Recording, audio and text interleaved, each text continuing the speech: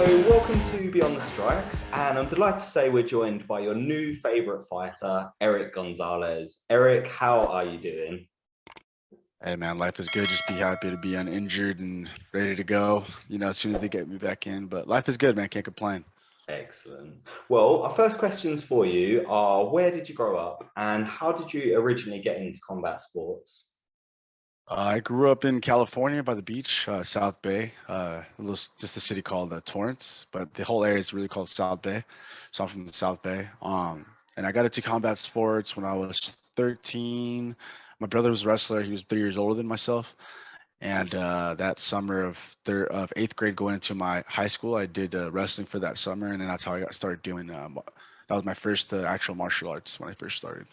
Nice. And can you remember the first MMA fight you watched and thought, do you know what, this is for me? You know what? Yeah, it was actually, I think it was like a tough season. It was the tough season when Forrest Griffin and Stephen Bonner fought, Mm. It's and they both amazing got how the many people contract. have like jumped into MMA because of the Ultimate Fighter. It's just such an amazing platform. Yeah, it's definitely the fastest growing sport in the world, no doubt. I mean, to start where it started from to now, and then where it's going, it's gonna be sick. It's gonna be. I Yeah, mean, the I more to come in mean, the future is to look forward to. It might even get better after I get out of retirement. When I probably go into retirement is probably when all the good shit will start happening. Fighters insurance, all that type of shit. yeah. Well, we were talking to you when we were at the O2 over the weekend, and it's just absolutely incredible. Like I think that for me, just like we're seeing the British MMA and seeing how much that's grown over the last few years. It's just absolutely insane. Yeah.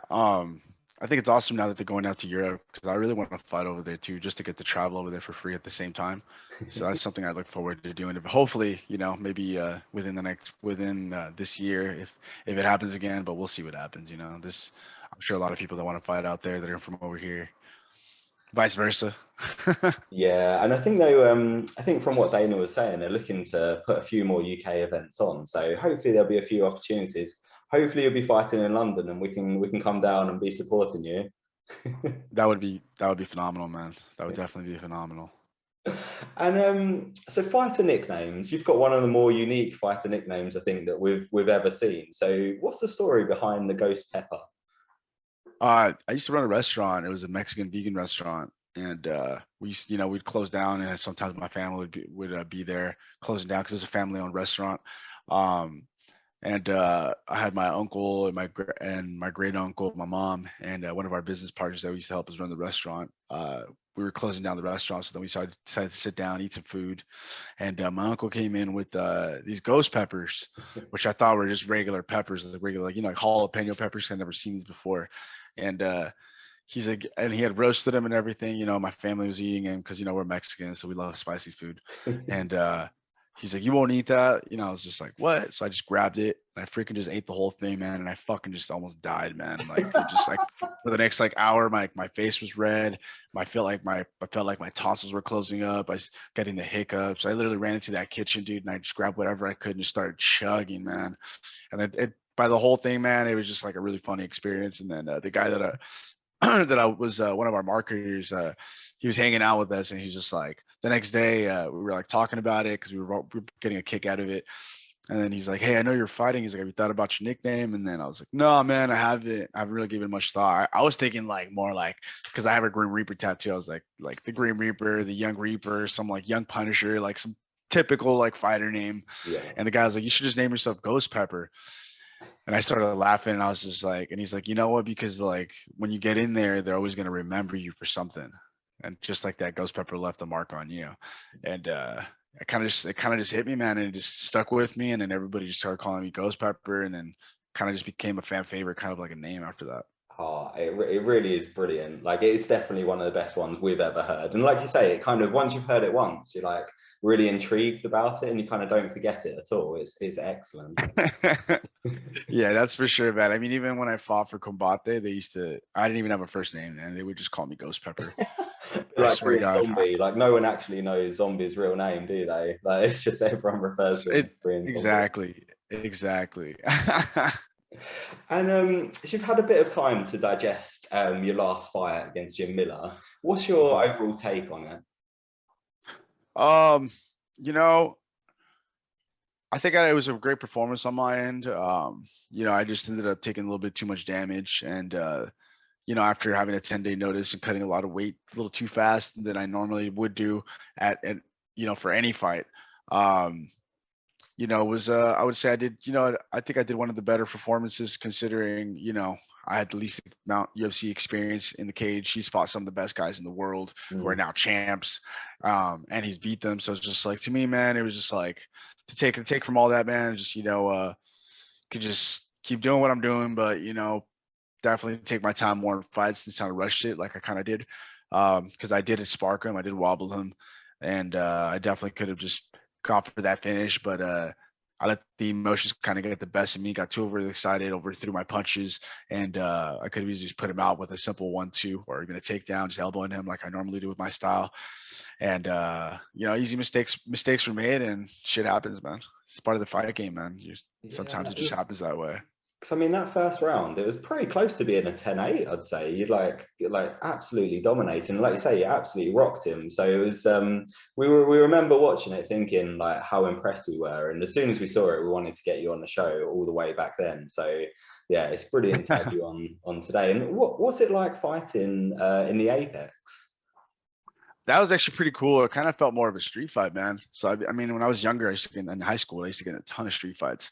That's what I was kind of known for. That's the reason I started getting into fighting a lot. And so after I graduated, that's why I got into fighting, because I was good at it. And it kind of felt like that, man. The Apex just was really quiet. I had my crowd come in. I had a lot of friends, a lot of family that came through, and people. I think that even like the people in the UFC were surprised. The other fighters were surprised. Because it really felt like it was my hometown. Honestly, I remember watching it, and I think the commentators even talk about it. Like it was as if you guys had taken over the Apex. The noise was great. Yeah, man. It was honestly, it was awesome, man. But I prefer just the crowd, man. I like the crowd that I did have, man. Cheered, it fucking, made me hyped up. But having an actual crowd that I really wanted to, like, I was supposed to fight obviously at the T-Mobile Arena against Devin Smith. And obviously or Devontae Smith, sorry. And that didn't happen just due to an injury, but I was super excited for that crowd, man. And it was a sold out show. So I can only imagine. Now I can only picture it and imagine it, but I couldn't, really feel that experience that I really wanted to, where you just feel like your inside is just like cheering because the people are being so crazy loud. Yeah, absolutely. And outside of MMA, are we right in thinking that you're a massive gamer? Yeah. I'm a big gamer, man. I'm a big streamer. I actually stream for esports team out in Vegas. They're called the Las Vegas Inferno. I've been with them for a few years now, and they're cool, man. They're really cool. It's the only esports team out of Las Vegas, and I play a game called Escape from Tarkov a lot, which is actually a military game out from Europe. Nice. Yeah, I like, because we were watching a few of the streams, and it was brilliant. And did I see it right? Were you wearing a Star Wars helmet? Yeah. Yeah. I have a Mandalorian helmet, and I was out with my fiance one time to Disneyland for our anniversary last year, and I saw it, and I was drunk as shit, dude.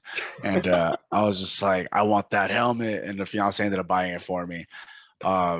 So then I'm just gonna use it. Like, I'm not gonna wear it out on the day-to-day basis, It's not like it's Halloween every day.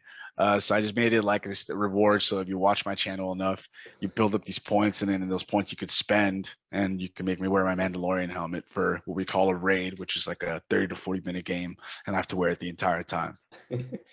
What's that? Can you actually see from it? Because I know, like, I'm a big Star Wars fan, and whenever they do the angle from inside, it's like a T, isn't it? Look, so you can actually see through here the little dark spots, the little T.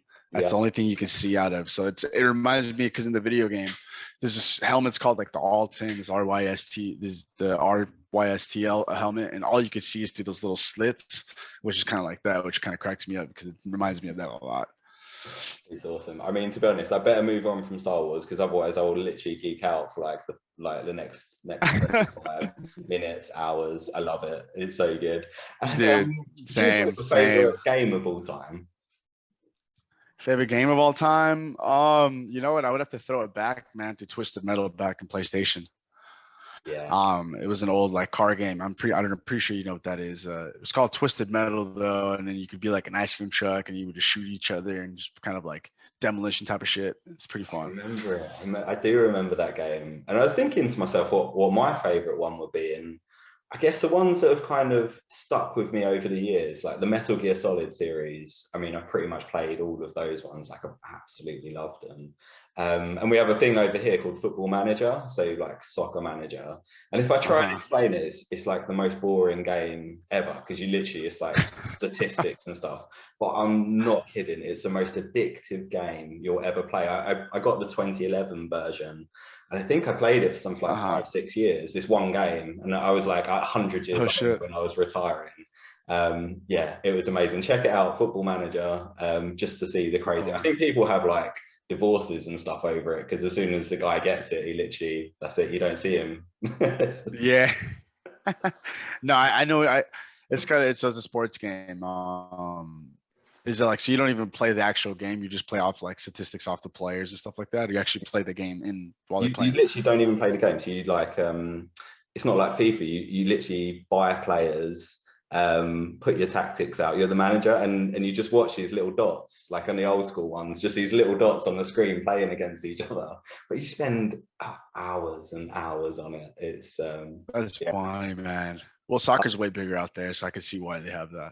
yeah. I'll send you the link after, and you can have a look and see Definitely, how I'll check it out. I'll watch crazy some we are. YouTube Yeah. videos on it. My cousin, I have a cousin too. So next round for us is called the hypothetical round. And the question for you is, you have the power to change one thing in MMA. What would it be?